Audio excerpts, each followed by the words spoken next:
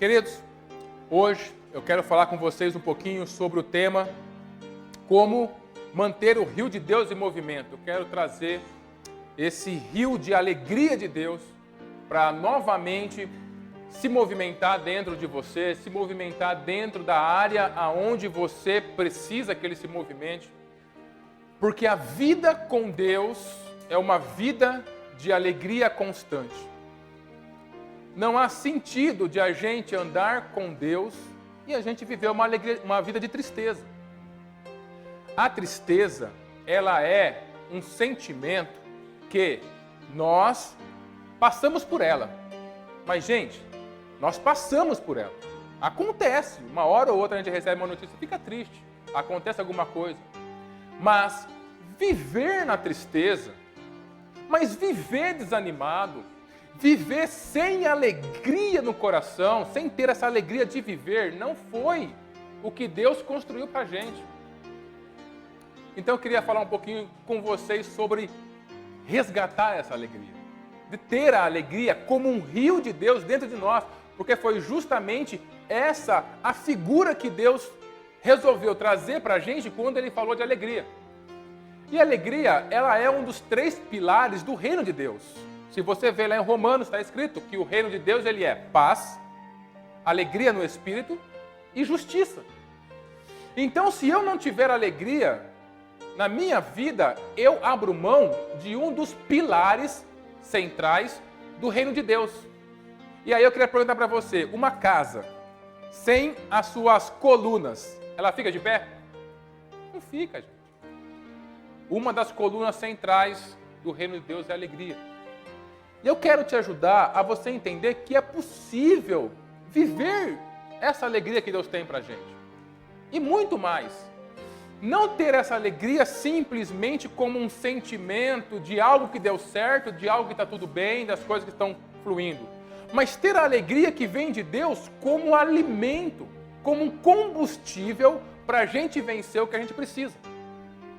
Porque, queridos, uma das coisas que esse mundo faz com muita maestria é roubar a nossa alegria.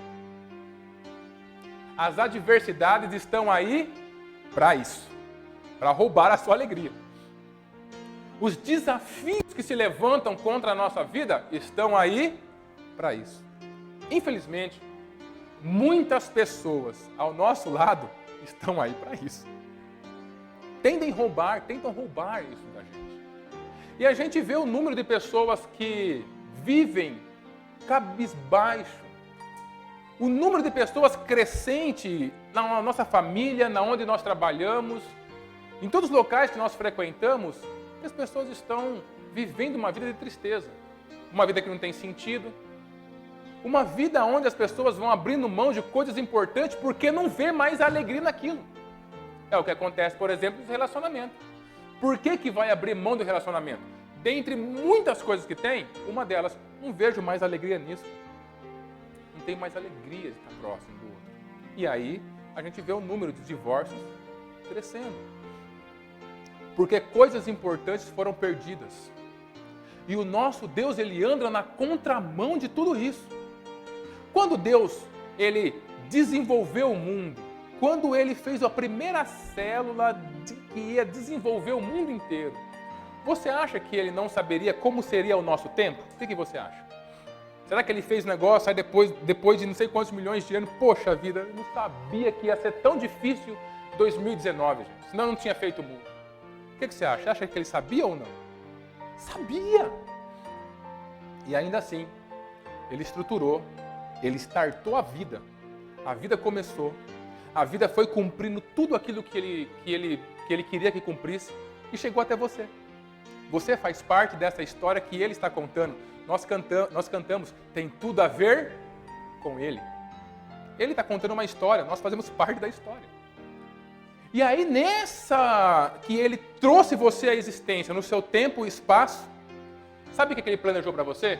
Para você viver uma vida de tristeza. De tristeza. Sem alegria. Uma vida sem sentido. Foi isso que ele fez para você? Foi isso que ele fez para a gente? Não foi. Ele nos construiu e nos trouxe à existência para viver uma vida de alegria. Uma vida que compensa ser vivida. Em cada área da nossa vida, por mais desastrosa que essa área esteja, Ele nos trouxe para viver nessa área alegria. Viver com alegria. Ter gosto pela vida. Ter vontade de viver. Se levantar todos os dias com os olhos brilhando. Se levantar todos os dias com motivação para viver aquele dia. Ter uma perspectiva que te leva para cima e não que te mantém para baixo. Ele criou a gente para isso. Outra perguntinha incômoda agora. É assim que a gente vive os dias? A gente vive todos os dias da nossa vida com essa intensa alegria, com esse rio. Porque a imagem que Ele quer que você tenha da alegria é um rio. É isso aqui mesmo, ó. Parabéns, Elane. Ficou ótimo isso aqui. É isso mesmo, é essa corredeira, esse rio.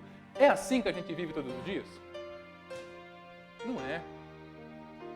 A gente não vive assim todos os dias, não são por causa das adversidades. Pasmem vocês. Não são. A gente não consegue viver assim todos os dias, justamente porque nós temos uma tendência muito grande de entrar no automático. Cara, e o automático é uma das coisas que mais mata a alegria. Que mais mata a paz, que mais mata a vontade de viver. É quando você entra no automático. O automático é tão ruim, que a Bíblia fala assim, olha, se você for que seja você quente ou frio, mas nunca morno. A Bíblia fala assim, ó, se você é limpo, limpe-se mais ainda. Se você é sujo, suje-se mais ainda. A Bíblia trabalha nesse sentido com extremos, porque esse negócio de ficar no automático, para a Bíblia é terrível. Tudo que cai no automático, ele tem uma profunda certeza de que as coisas vão dar errado. Deixei a minha vida profissional cair no automático. Vai dar errado. Deixei meu casamento cair no automático. Vai dar errado. E acontece com a gente isso. A gente, aos poucos, sem saber, não é que as adversidades estão demais, mas sem saber, a gente vai deixando de viver a vida de maneira alegre, com essa alegria que vem de Deus para nossas vidas, que Ele tem para nós. E aí, aos poucos, aquilo que tinha o peso de um copinho plástico, começa a ter o peso, sei lá, de um palco inteiro, de uma casa inteira. Mas por quê? Mudou o problema?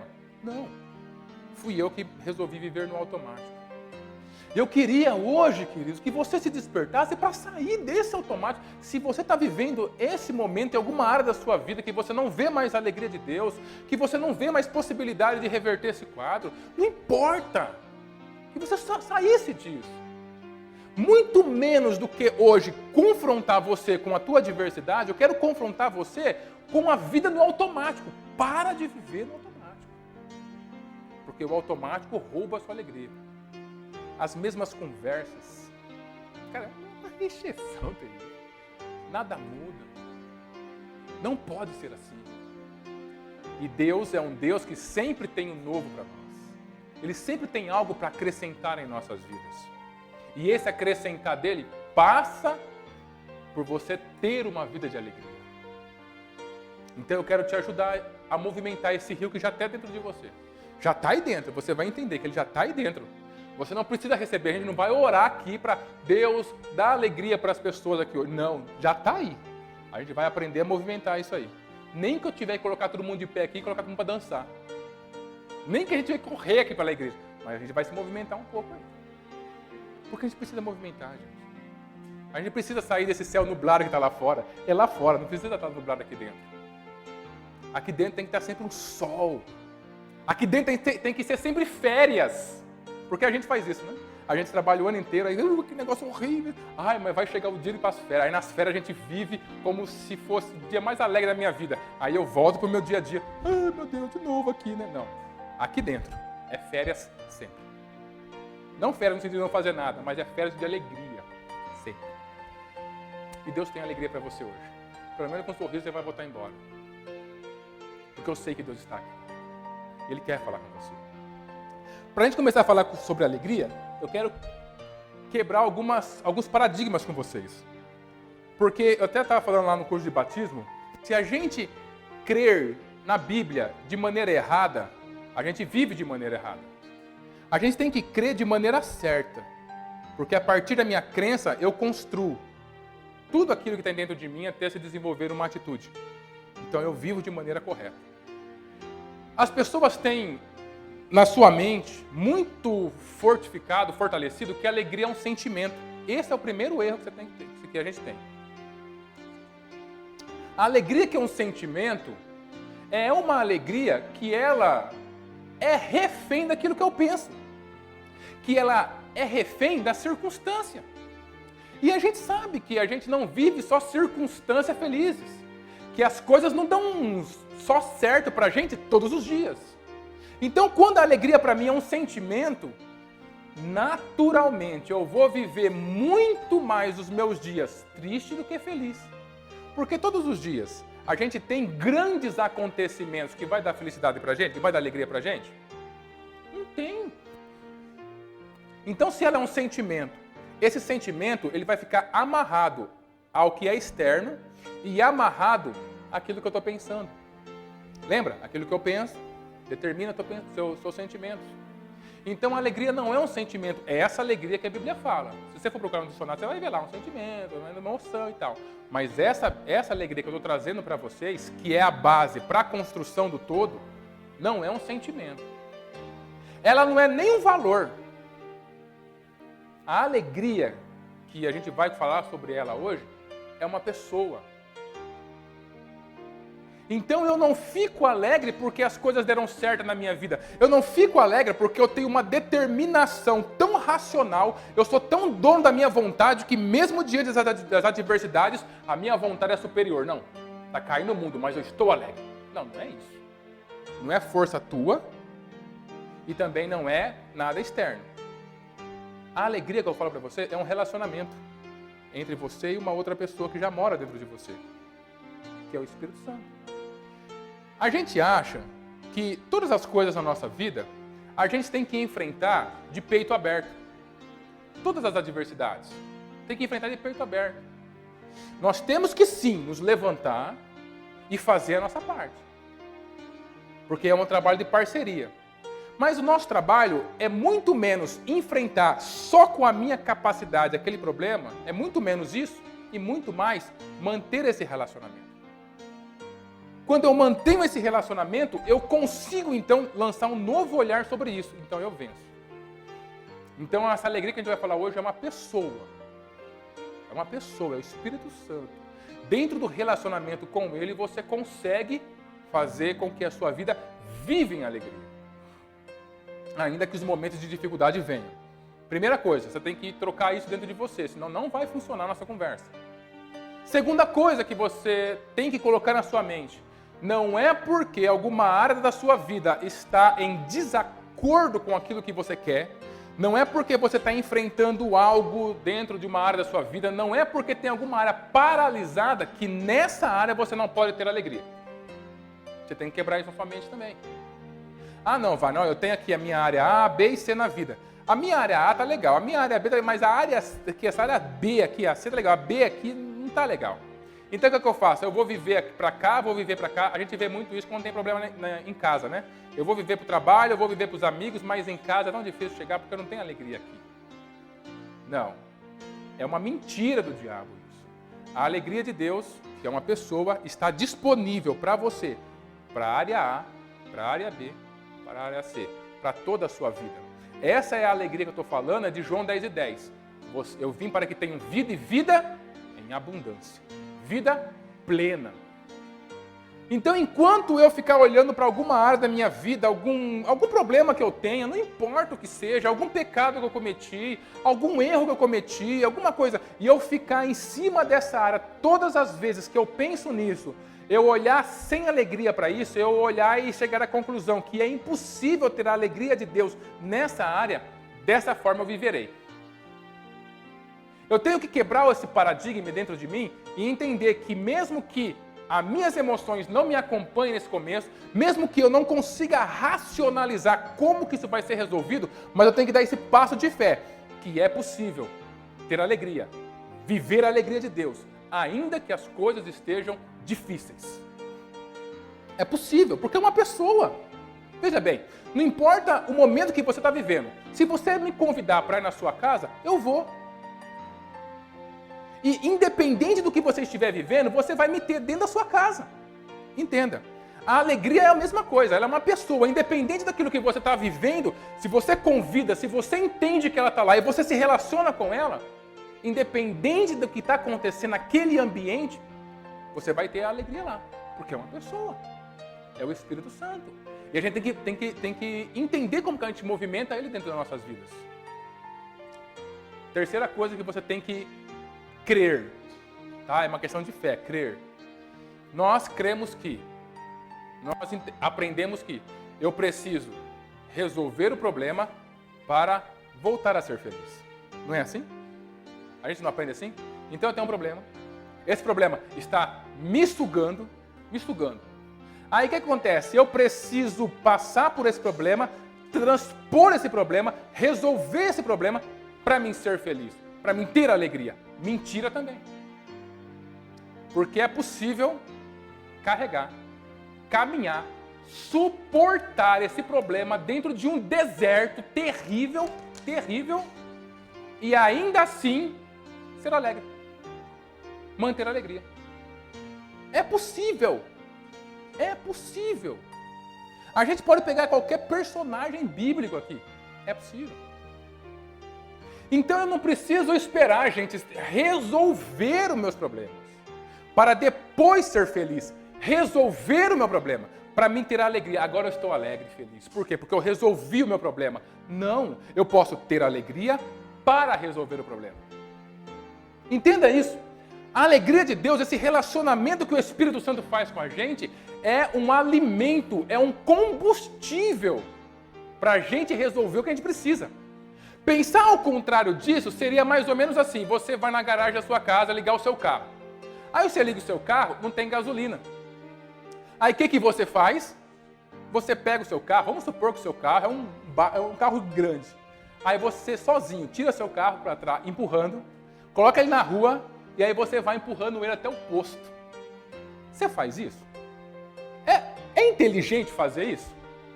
Não é inteligente fazer isso. É a mesma coisa da pessoa que ela quer resolver o problema para depois ser feliz. Não tem sentido. Porque a felicidade, a alegria, ela é combustível. Qual que é a coisa mais inteligente a fazer? Ir lá no posto, pegar 5 litrinhos de gasolina, vir, colocar aquele pouquinho de gasolina, 5 litros, coisinha pouca, 1 litro, sei lá. Ligar o seu carro e levar ele no posto. Sim ou não? Isso é o mais inteligente a fazer. Agora, gente, no que tange a alegria, tem um monte de gente empurrando o carro por aí. E esse posto não chega nunca. O cara está aqui na Avenida Jundiaí empurrando o carro e o posto não chega nunca, gente. E aí o que acontece? Você está empurrando um carro, uma coisa muito pesada, o que acontece com as suas forças? Imagina, hoje está tranquilo, mas imagina o sol de domingo passado. O que acontece com você? Você morre. E aí a gente vê um monte de gente sem alegria. Porque está esperando o término do problema. Está esperando o diagnóstico ficar positivo. Está esperando o remédio fazer efeito. Está esperando a empresa se levantar. Está esperando as coisas que ele tem problema em resolver, as suas próprias dificuldades, serem resolvidas para depois viver a alegria. Mentira. Dá para viver agora. E vivendo agora, você consegue, então, fazer aquilo que você precisa. Essa é a proposta do reino. A proposta do reino, olha só o pulo do gato na graça. Nós entendemos que essa de resolver o problema para ser feliz é uma questão de merecimento. Como eu resolvi o problema, eu mereço ser feliz. O pulo da graça é justamente esse. Você é feliz. E uma vez que você é feliz, você tem força para resolver o seu problema.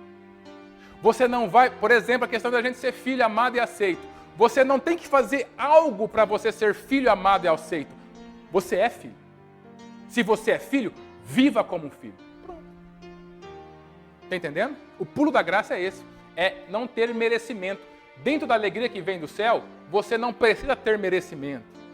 Ah, eu não mereço ser alegre. Eu não mereço ser feliz. Isso é coisa do diabo. É mentira. É mentira. Não tem nada de merecer. Não merece mesmo, é verdade. Mas Deus tem graça para você. Deus tem graça para nossas vidas. E é na graça que nós vivemos. Nós temos para depois fazer. Nós somos filho e agora, gente, vamos aprender a viver como filho? Vamos aprender a viver como filho. Essa é a proposta de Deus, mas filho você já é. Com alegria é a mesma coisa. Então eu quero falar sobre alegria com você, mas você tem que quebrar essa visão sua. Porque senão, tudo que a gente for falar não vai ter sentido. Tá? Então lembre-se, é uma pessoa. Segundo, é possível viver alegria aonde você está sofrendo. E terceiro, você tem alegria para vencer e nunca ao contrário. Eu não preciso vencer para ter. Eu tenho, eu vivo, eu me relaciono, por isso eu venço. Ok? Abra comigo a Bíblia, por favor, em Salmo, número 46. Salmo número 46, está marcadinho aqui, ó.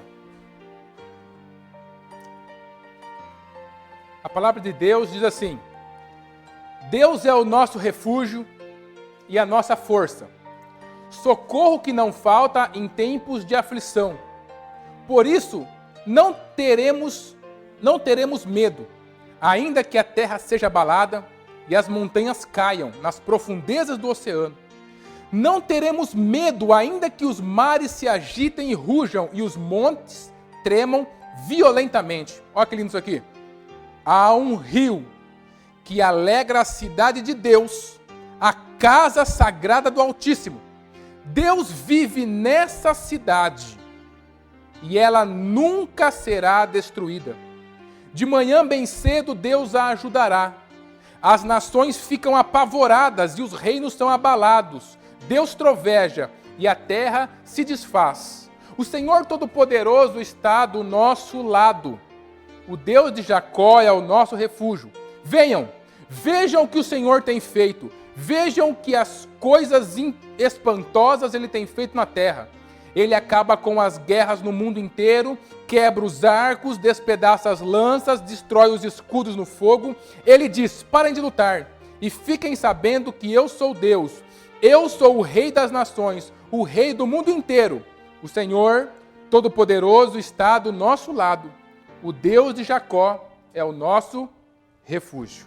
Amém. Até aqui. Esse salmo, só para trazer um contexto histórico, ele é escrito no momento onde Deus liberta o povo de Judá, que o reino já estava dividido, o povo de Judá, da mão dos assírios, que tinha o seu imperador, o nome dele era Senaqueribe. O que acontece? Naquele tempo, os assírios eles chegaram a ser uma grande potência. E como potência, eles começaram então a dominar todos os reinos que estavam ao seu lado.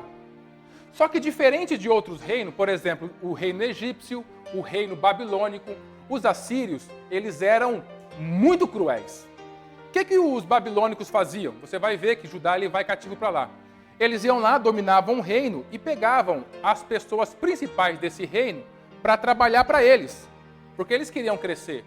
Eles pegavam as pessoas para trabalharem no campo, então eles faziam, eles não acabavam com tudo, muito pelo contrário, eles trabalhavam para que o reino inteiro crescesse, o império inteiro crescesse. Agora os assírios, eles tinham um pensamento diferente.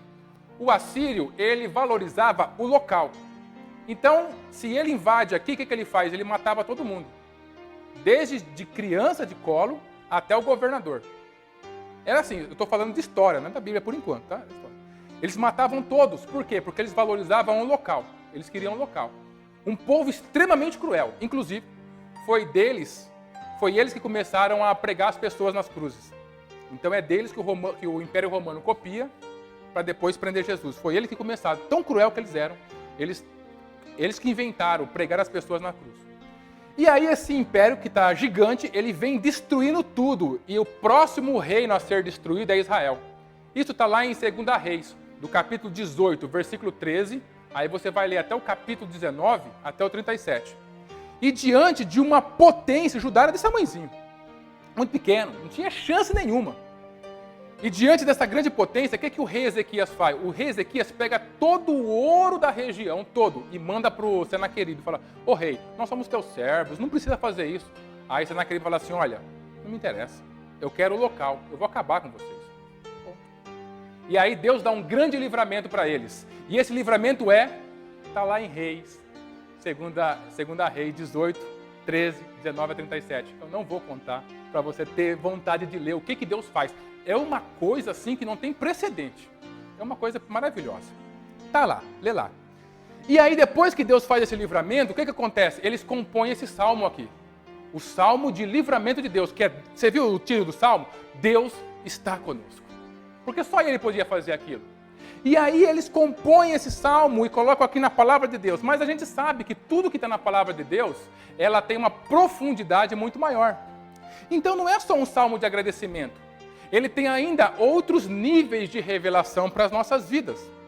O segundo nível de revelação, principalmente para você que se interessa por teologia, que gosta de entender um pouco a Bíblia, os versículos 2 e 3, eles dão, junto com aquilo que Jesus fala em Mateus e também o que está escrito em Apocalipse, ele dá um vislumbre para a gente de como vai ser depois que Jesus tirar a igreja daqui.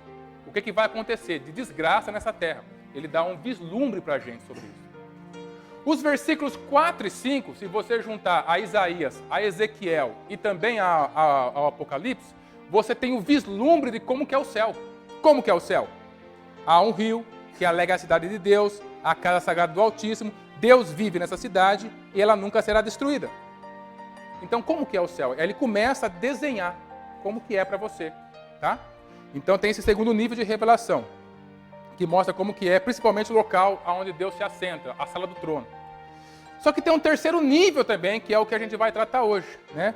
Olha que interessante, eu queria que colocasse aqui, Renato, o versículo 4 e 5 para a gente, desse versículo que a gente está tratando. Se você confrontar esses versículos com 1 Coríntios 3 e 16, onde fala que nós somos a habitação de Deus hoje. Depois de Cristo, quem que é a habitação de Deus? Nós. Olha que interessante então. Há um rio cujas correntes alegram a cidade de Deus.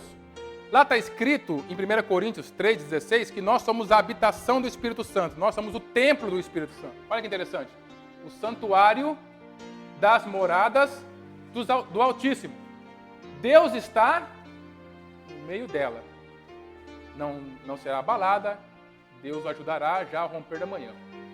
Então, esse versículo 4 e 5 é uma verdade que a Bíblia traz de maneira poética, que Salmos é um livro poético, para falar, Deus escolheu para falar como é que Ele nos vê a partir do momento que a gente entrega a nossa vida para Ele. Sabe aquele negócio de eu tenho uma opinião formada sobre isso, mas eu quero conhecer a opinião do Luciano. Então eu vou lá e pergunto, Luciano, o que você acha disso aqui? A minha opinião eu já tenho. Mas o que você acha disso? Aí ele me dá uma opinião totalmente contrária, totalmente uma outra coisa que eu nunca teria visto. É justamente isso que acontece aqui. Esses versículos, o versículo 4 e 5, está falando de você. De como Deus te vê. De como Ele vive em você, de como Ele se relaciona com o seu interior. Esse aqui é o quadro de como você é a partir de Jesus. É assim que você é assim que Deus te vê. Ainda que você não consiga ver, ainda que as coisas estejam caindo todas as direções, Deus te vê dessa forma. Se você fosse perguntar para Deus, Deus, como que você me vê hoje que eu entreguei minha vida para você, para Jesus? Ele fala assim, olha, para mim, você é uma cidade, e nessa cidade existe um rio cujas correntes estão alegrando ela, e você é o santuário da minha morada.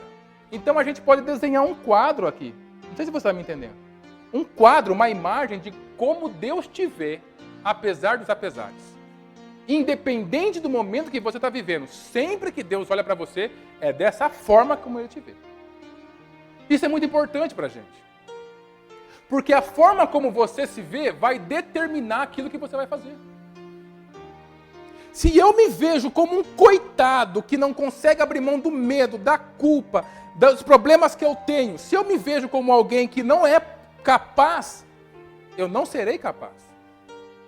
Agora, se essa visão de Deus, querido, entrar no seu coração hoje e você assimilar isso como verdade para a sua vida, as coisas vão ter uma mudança extraordinária dentro de você.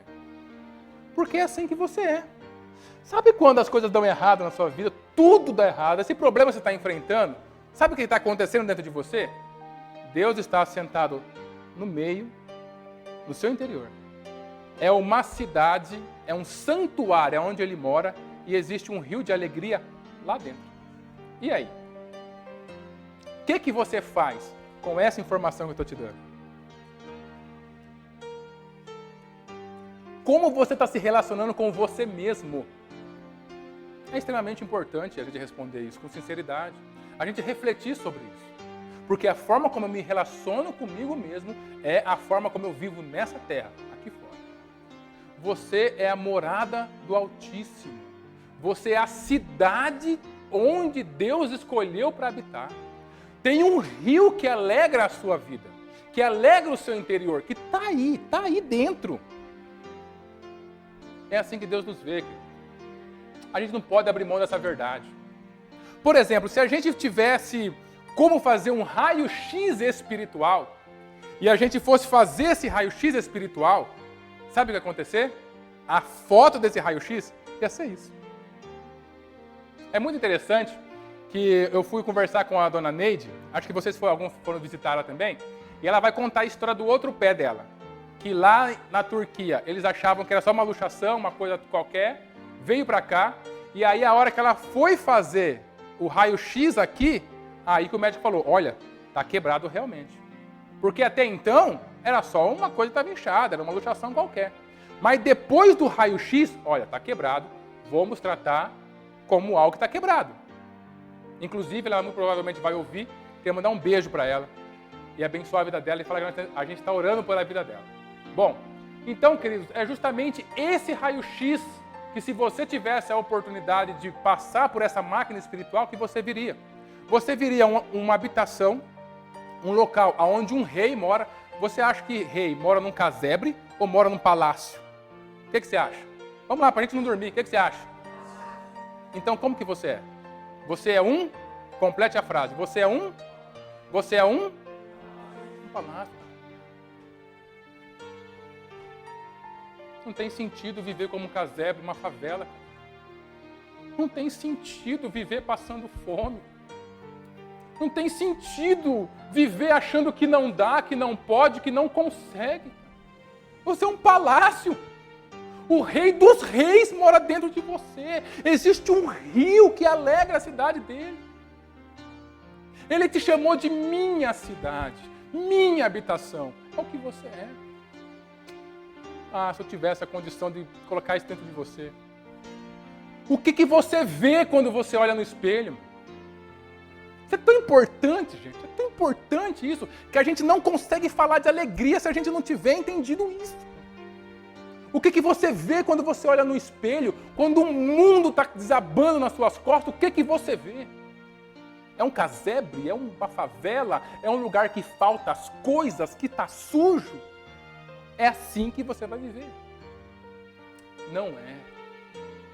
Não é, porque não depende de você.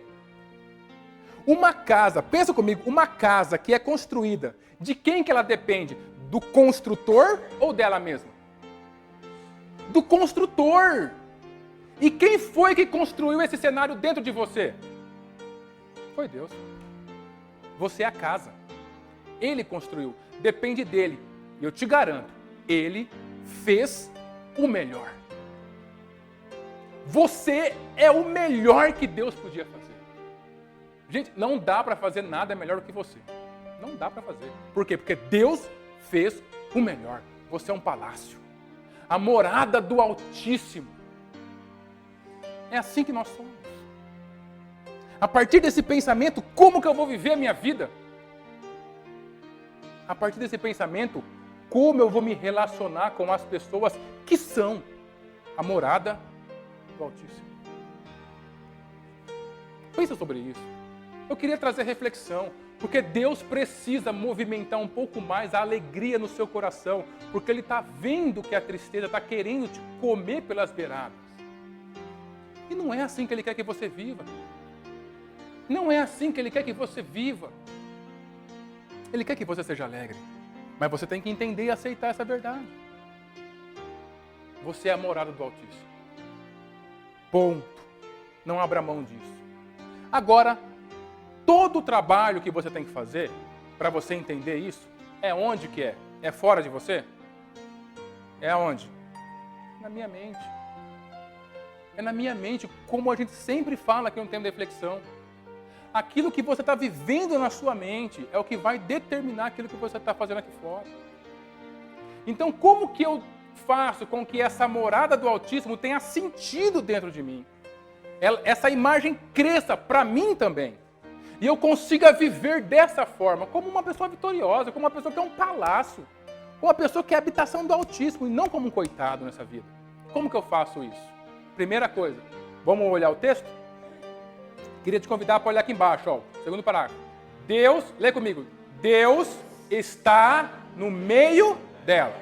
De novo, Deus está no meio dela. Aonde está Deus? Deus estar no meio significa 3 coisas. Primeiro, Ele precisa ser o centro da sua vida. Ele tem que ser o centro da nossa vida. A maior guerra que nós temos, pasmem vocês, não é contra as adversidades. A maior guerra que nós temos não é contra as pessoas. A maior guerra que nós enfrentamos não é contra o diabo.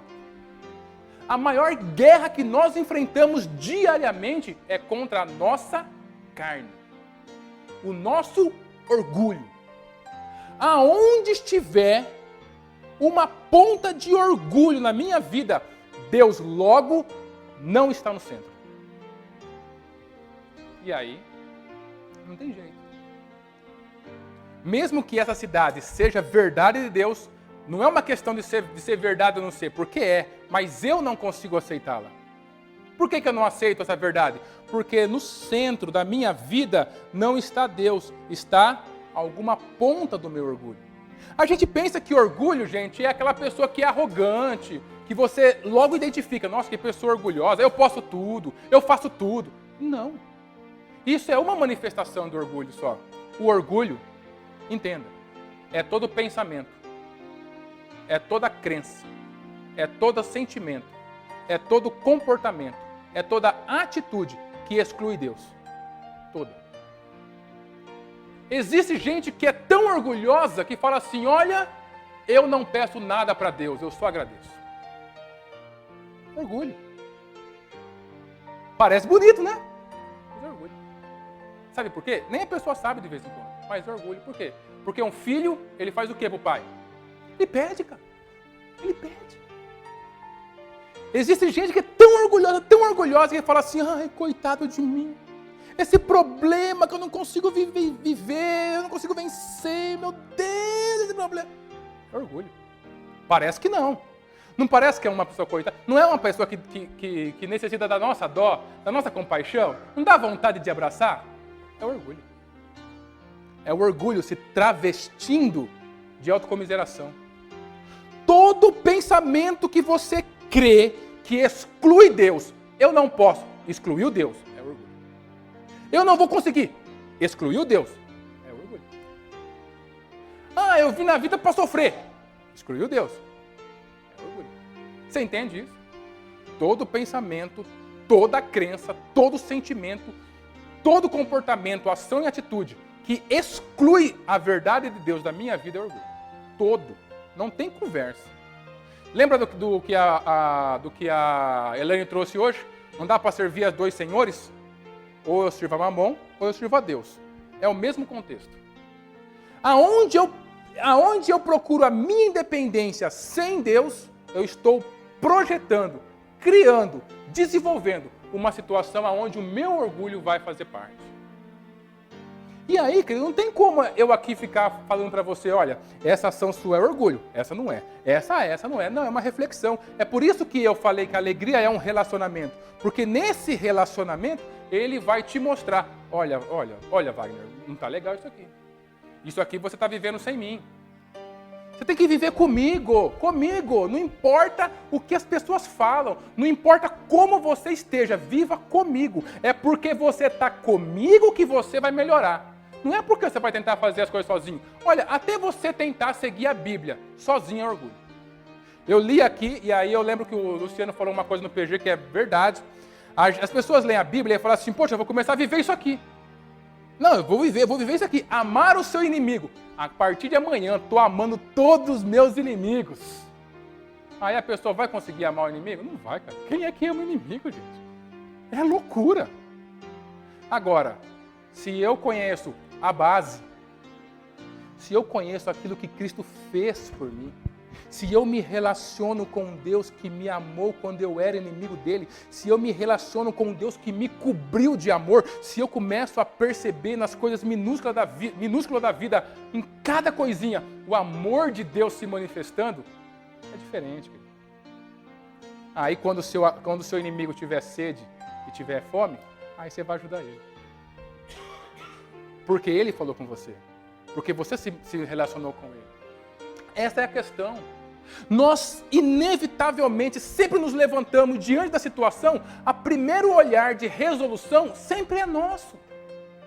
Sempre é nosso. O que acontece? Eu excluo essa parte aqui. Se eu excluo essa parte, todo o resto não faz sentido aqui dentro. Você entende isso? Mesmo que seja verdade no teu espírito. Mas não vai fazer sentido aqui. Por quê? Porque eu excluí o Deus está no meio dela. Ele tem que estar no centro. Você tem que perguntar para ele como resolver esse problema, como lidar com essa situação.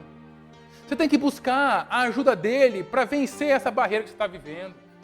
Ele está no centro. E tudo aquilo que ele for mostrando para você fazer, você tem que fazer. Tem que fazer. Porque Deus mostra para a gente. Mas a gente fala, não vou fazer. E aí não tem sentido. A gente não vence. Deixa eu explicar uma coisa para você que eu já falei para algumas pessoas, acho que em particular. A vida, do ponto de vista de Deus, realmente é uma escola, tá bom? Aquele negócio que a vida é uma escola é verdade, é uma escola. O que acontece numa escola?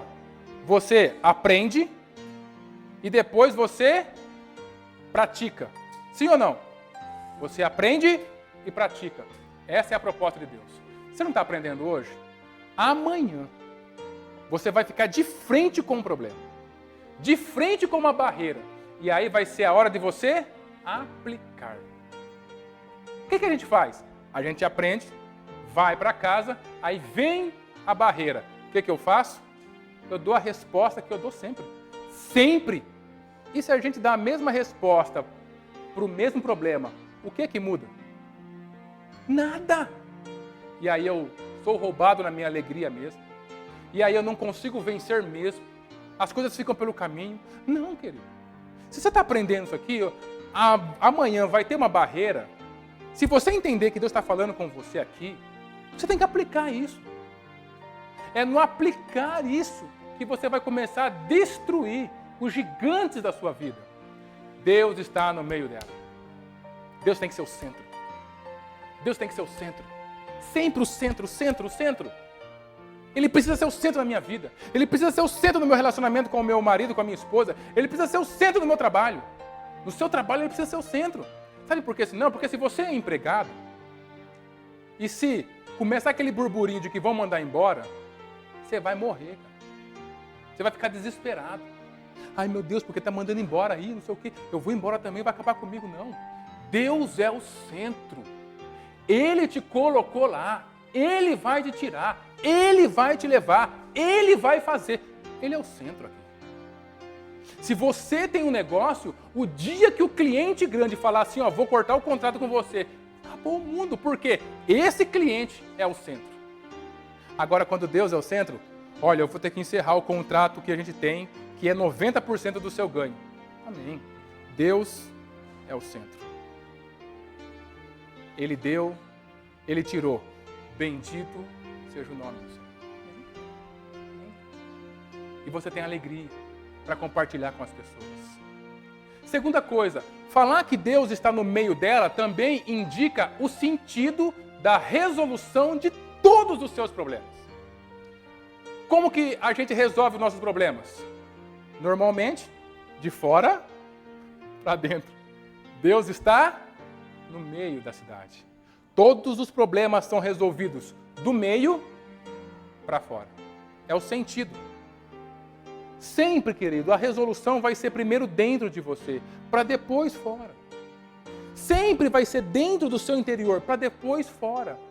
E o fato de Deus falar para você que primeiro vai ser resolvido dentro e depois fora, Ele te dá a força para isso. Porque Deus não falaria alguma coisa para depois deixar você numa sinuca de bico. Olha, eu sei que tem que resolver a coisa aqui dentro, mas eu não sei como. Ih, Deus não vai me ajudar, é desespero. Não. Se Ele falou que tem que se resolver aí dentro, é de dentro para fora que você resolve. Como que a gente faz? Eu até entendo que as coisas têm que ser resolvidas de dentro para fora. Mas olha que coisa. Principalmente no que tange a relacionamento. Eu falo assim, bom, eu tenho que resolver algumas coisas. Você tem que resolver algumas coisas aí dentro. Então, cada um resolve a sua e depois a gente se acerta. Deus não está falando isso. Porque se você fazer isso, você ainda está dependendo do outro. Olha, eu só dou um passo se você dá também. Eu vou resolver. Eu sei que tem coisa para me resolver aqui. Mas eu só resolvo se você resolver. Deus não está falando isso. Deus está falando que Ele está no meio. O sentido da organização, da solução do problema, sempre é de dentro para fora. Ainda que o outro não queira a resolução. Ainda que o outro não se importe. Ainda que o outro não mude. A minha resolução sempre é de dentro para fora. Sempre é de dentro para fora. Então não tem essa de eu faço um e você faz outro. Não. Eu faço porque eu sei que Deus mora dentro de mim e a resolução é de dentro para fora. Você é um problema seu com Deus. E Deus é tão maravilhoso, porque vamos supor que você fale assim para alguém, olha, eu vou fazer a minha parte, você faz a sua parte, e aí a gente se arruma. Aí vamos supor que de tanto você falar, essa pessoa, ela faça a parte que você acha que tem que fazer. Ela fez, aí, rapaz, agora eu vou fazer a minha parte, porque ela fez também, a gente vai se arrumar. Aí as coisas começam a acontecer, lá na frente, ela dá uma mancada de novo. O que você vai fazer? Aí, tá vendo? Era só mentira. Era só mentira. Sabe por quê? Porque você construiu a sua expectativa sobre a melhora do outro. E Deus não, Ele fala assim, tenha um compromisso com você. Para a gente ter essa alegria que Deus fala, querido, de vez em quando, me entenda, de vez em quando você tem que abandonar as suas expectativas com o outro dentro de você mesmo. Me entenda, não é abandonar o outro, mas é abandonar as expectativas que você tem em relação a ele. Porque se eu sempre for esperar ele mudar, eu nunca vou mudar. Ou então eu estabelecer parâmetros, olha, eu dou um passo, você dá outro. Eu dou um passo. Não, querido. Dá todos os passos você. Por quê? Porque é de dentro para fora. De dentro para fora. E enquanto você dá esse espaço, Deus vai tratar com o outro. Deus vai organizar o que você precisa aqui no lado de fora. Porque o teu compromisso é interno. O sentido sempre é de dentro para fora. E não há limite para isso. Deus não estabeleceu limite. Olha, você começa a trabalhar de dentro para fora até que o outro faça alguma coisa. Depois daquilo você não vai mais. Não, é sempre de dentro para fora. Eu vou melhorar. Eu vou falar aquilo que Deus está falando para mim fazer. Eu vou ser uma pessoa melhor. Eu entendi, essa palavra já fez sentido para mim. Então, eu vou ser melhor. Aí o outro vai... Não, eu vou ser melhor. Eu vou querer. Eu quero resolver. Nesse sentido, você entra debaixo das promessas bíblicas. E essas promessas bíblicas começam a fazer sentido na vida do outro. Agora, enquanto cada um de vocês ficarem parados, eu dou um passo só se você dá. Sabe o que acontece? 2 pessoas paralisadas. Quando pelo menos uma pessoa poderia estar correndo. Ora, é um relacionamento. Mas se você não quer, vai eu. Lá na frente, você olharia para trás e a outra pessoa começaria a dar os passos dela na sua direção. Porque a resolução dele é de dentro para fora. E o compromisso é com você. É com você, entre você e Deus. A partir do momento que você amarra esse compromisso, as outras coisas são construídas. Antes disso, é só blá, blá, blá. Ah, você faz, eu faço, ninguém faz e a vida continua. Dizer que Deus está no meio dela. Terceira coisa, nós lidamos com um Deus de profundidade. Eu estou lendo um livro, acabei de ler um livro, de 1960 e poucos. É verdade que o meu irmão fala, que eu já nasci velho. Eu gosto das coisas antigas. 1960 e pouco. E aí tem um cara chamado Richard que ele escreve sobre disciplinas cristãs. E ele estava lendo e ele coloca uma frase que falou, caramba, essa frase ele escreveu há tanto tempo, tem tanto a ver com o nosso dia hoje. Ele fala, nós não precisamos de pessoas mais capacitadas. Nós não precisamos de pessoas curadas. Nós não precisamos de mais tecnologia. Nós precisamos de pessoas profundas. A nossa sociedade é uma sociedade extremamente superficial. A gente não passa dessa derme, epiderme, ou seja lá o que for. A gente não passa disso. As pessoas são superficiais no tratamento uma com a outra. Eu não estou dizendo entre você e o caixa do supermercado. Eu estou dizendo dentro da família. As pessoas são superficiais com aquilo que elas sentem. As pessoas são superficiais da maneira como vive. A pessoa constrói. Eu tenho medo de pregar sobre sonhos, você não tem ideia. Porque quando você fala assim, Deus vai realizar o sonho, a pessoa ela constrói aqui dentro um sonho superficial, um sonho material, único e exclusivamente, um sonho de poder, de sucesso, de chegar no primeiro lugar. Calma, meu. Deus é um Deus profundo. Estar no meio significa estar no profundo. É por isso que quando a gente clama a Deus de maneira superficial, a gente não recebe resposta nenhuma. E aí eu chego à conclusão de que Deus não fala. Eu chego à conclusão de que Deus está me frustrando. Por quê? Porque eu sou alguém superficial. Presta atenção. Olha, presta atenção. Eu faço com a minha vida, você faz com a sua. Presta atenção nesse problema que está te tirando o sono. Nesse problema que você tem brigado com essa pessoa. Nesse problema que está acabando com a sua paz. Percebe, se no tratar com esse problema, você não está tratando de modo superficial. Veja, é o outro que é culpado. É resolver isso aqui. Sempre é na superficialidade. Sempre é na hipersensibilidade. Nunca pode falar nada, porque, meu Deus, acabou o mundo. Esse politicamente correto vem por causa disso, para pessoas superficiais. Deus é um Deus profundo. Deus é um Deus que trabalha na região do espírito. Deus é um Deus de estabilidade. Você acha que alguém superficial tem estabilidade? Cara, não tem. É instabilidade o tempo inteiro. Mas o nosso Deus, Ele leva você para a profundidade do seu próprio eu. Coloca você de frente com quem você realmente é, com aquilo que Ele fez para você, com aquilo que Ele quer fazer com você e através de você. Ele trata você de maneira profunda. Queridos, a maior viagem que você deveria fazer não é daqui para a China, daqui para Nova York ou para qualquer lugar. A maior viagem que você deveria fazer é para dentro de você. Você encontraria coisas fantásticas. Você encontraria detalhes do cuidado de Deus que serviriam de alimento para a tua semana e para o teu mês. Coisas incríveis dentro de você. Deus é um Deus profundo. A forma como você se relaciona com Ele diz muito sobre a sua alegria ou não. Que tipo de oração você faz? Que tipo de relacionamento você tem? Sobre o que você fala com Ele? A gente conversa com Deus sobre coisas muito triviais, gente. Triviais. Você não quer saber qual que é o sentido da vida? Esse tipo de pergunta. Qual que é o sentido da existência? Está aqui dentro, no profundo. Quando eu mergulho dentro de mim, com Deus, não sozinho, isso aqui não é autoajuda. Quando eu mergulho com Deus dentro de mim, eu saio de volta, querido, com as respostas que eu preciso para a minha vida. Eu saio com as decisões que eu preciso para a minha história. Sabe por que você não consegue sustentar uma decisão sua? Porque é tomada na superficialidade. Quando a decisão é tomada no profundo, cai o mundo. Eu não abro mão. Deus é um Deus profundo. Deus quer revelar mistérios para você dessa palavra que você jamais achou que existiria. Você está percebendo que tudo que eu estou falando é relacionamento? Dentro desse relacionamento, querido, um rio caudaloso, um rio maravilhoso, grande, perfeito, começa a andar dentro de você, a se mover dentro de você.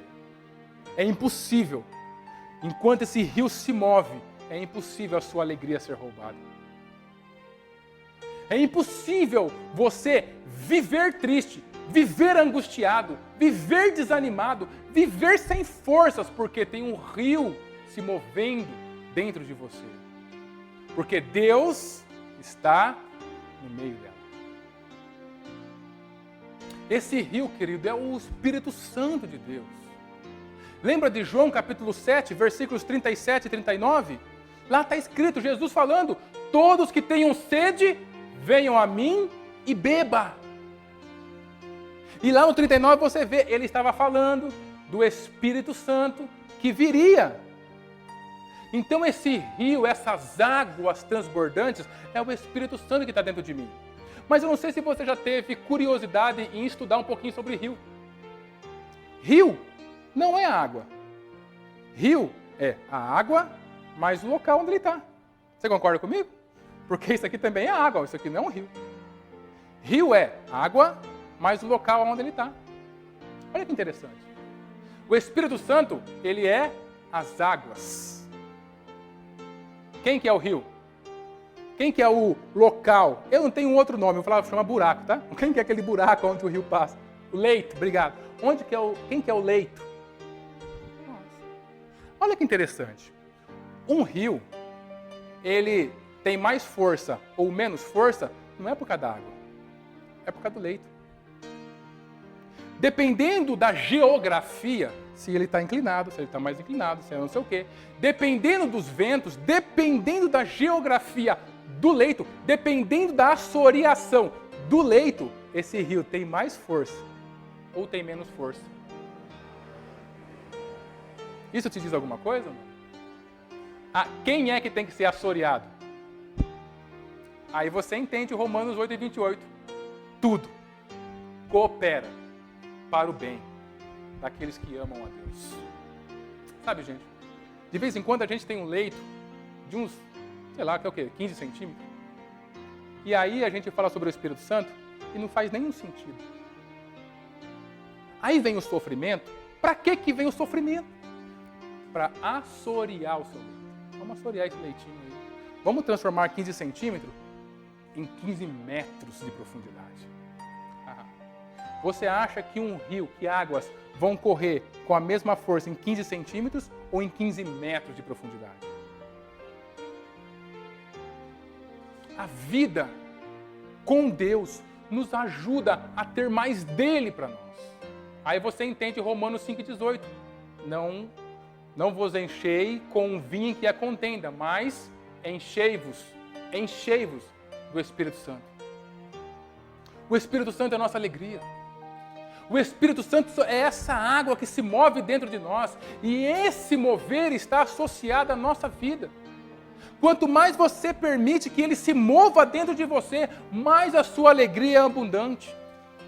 Mais essa pessoa que é o Espírito da alegria, ele vai estar em relacionamento com você e você vai conseguir suportar e mais, irrigar as pessoas que estão ao seu lado. A alegria de Deus depende dessa tomada de decisão sua, de fazer com que esse rio se mova. Como que eu faço isso? Deus está no meio dela. E uma vez que Deus está no meio dela, eu me relaciono com esse Deus. E enquanto eu me relaciono com esse Deus, esse rio ele vai se movendo. E aí você tem motivação amanhã para ir trabalhar. Aí você tem força para encarar isso que você precisa encarar novamente. Aí você tem força para encarar esse relacionamento. Por quê? Porque o rio está se movendo. O rio está produzindo vida. O rio está produzindo coisas boas. O rio não é uma água parada, nascedouro só de dengue, de coisa que não presta. Rio é algo que se move. É algo que tira eu e você do automático para viver uma vida que tenha sentido. Uma vida que faça sentido para Deus. Uma vida que faça sentido para você. Porque se não fizer sentido para você, que não vai fazer sentido para a pessoa que está ao seu lado. E você só vai conseguir isso se você fazer esse rio de alegria se mover dentro de você, querido. E hoje é dia de você fazer isso. Hoje é dia de você dizer não à depressão, não à tristeza, não à angústia, não à adversidade, não àquilo que está corroendo o seu coração, mas permitir que ele se mova dentro de você, para essa alegria ser gerada, e com essa alegria gerada, você ter a resposta que você precisa dar para as suas adversidades. Ele está aqui. Você entendeu aquilo que Deus tem para nossas vidas hoje? Então tira qualquer coisa que você tenha colocado no centro da sua vida. E coloca Deus. E coloca Ele. Se relacione com Ele.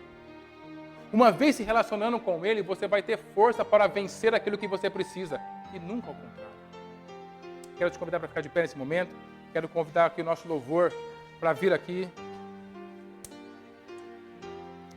Diante dessa verdade, que você é a morada do Altíssimo. Diante dessa verdade, que a Bíblia nos traz, que o rio de Deus está dentro de você, o que é que você está temendo? Do que é que você tem medo? O que é que está roubando você nesses dias? O que é que você não consegue?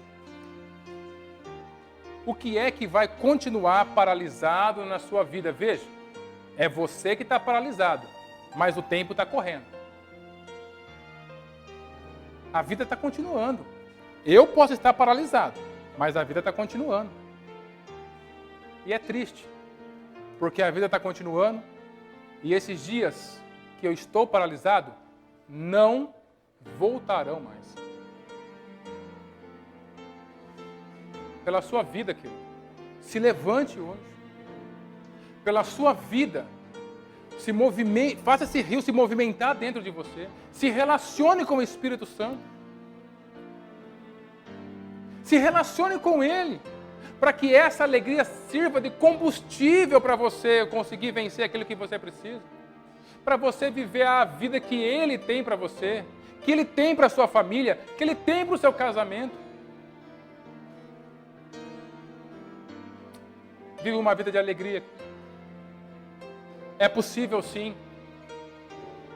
Todas as mentiras que estão brotando no seu coração, todas as mentiras que estão sendo ventiladas na sua mente, de que isso não é possível, não vem de Deus. Saiba disso. Parece até ser um pensamento seu, mas não é. É um pensamento que está sendo colocado aí dentro. Você tem o poder em Deus de rejeitar esse pensamento, de decidir que aquilo que você ouviu nessa ministração é a verdade dele para você. E quando esse rio estiver na sua vida, se movimentando, você vai sentir uma plenitude tão grande que nenhuma adversidade será um gigante intransponível. Nenhum problema vai ser um gigante intransponível para você. Porque existe a alegria de Deus para você. Alegria para um filho nunca é algo material simplesmente, ou o que ele faz. Alegria para um filho é sempre estar com o pai. É sempre estar com o pai. Permita que ele esteja com você nessa manhã. Permita que ele se mova dentro de você nessa manhã. E deixe que Deus comece a construir o novo dele para aquilo que você já havia aberto mão. Que achava que era perdido. Não é. Permita que Ele se movimente no seu interior. Vamos louvar a Deus.